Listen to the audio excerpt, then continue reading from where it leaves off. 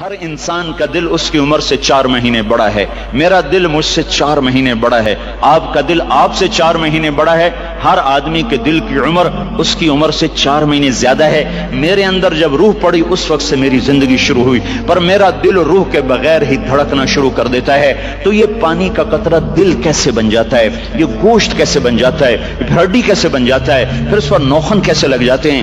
بال کیسے پیدا ہو جاتے ہیں؟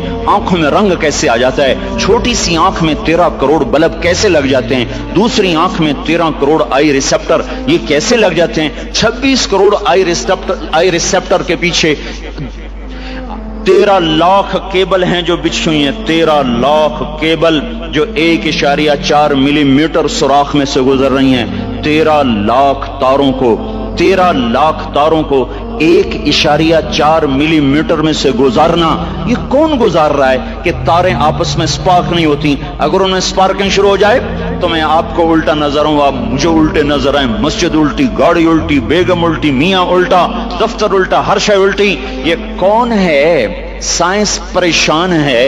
یہ کون سی طاقت ہے جو 1.4 ملی میٹر میں سے 13 لاکھ کیبل کو لے کے جا رہا ہے اور ان کو آپس میں جڑنے نہیں دیتا، ملنے نہیں دیتا، سپارکنگ نہیں پیدا ہونے دیتا؟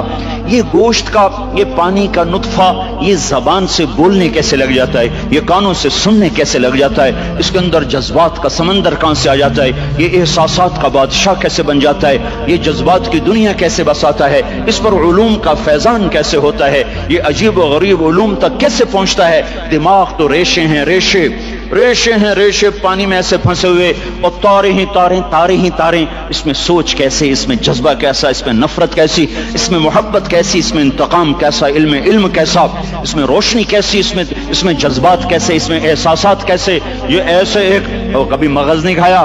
مغز تو کھایا ہی ہوگا نا. ویسے لوگوں کا مغز کھاتے ہو، کبھی بکرے کا مغز کھایا ہوگا. تو وہ کیا ہوتا ہے؟ بکرے کا مغز آگے پڑا ہوا ہے، مغز پڑا، تو دیکھو یہ کیا چیز ہے؟ کچھ بھی نہیں ہے. تو اس میں سوچ کہاں سے، جذبہ کہاں سے، احساس کہاں سے، لطافت کہاں سے، جمالیات حس کہاں سے؟ یہ سب کچھ کیسے ہو رہا ہے؟ یہاں آ کر وہ پاگل ہو جاتے ہیں، پتہ نہیں کیسے ہو رہا ہے. یہ گندا پانی انسان کیسے بن جاتا ہے؟ پھر یہ حرکت میں کیسے آ جاتا ہے؟ پھر یہ زندہ کیسے ہو جاتا ہے؟ یہ باہر آ کے اتنا بڑا شاہکار کیسے بن جاتا ہے؟ پھر یہ چلتے چلتے مر کیوں جاتا ہے؟ یہاں آ کر بھی سائنس اندھی ہو جاتی ہے.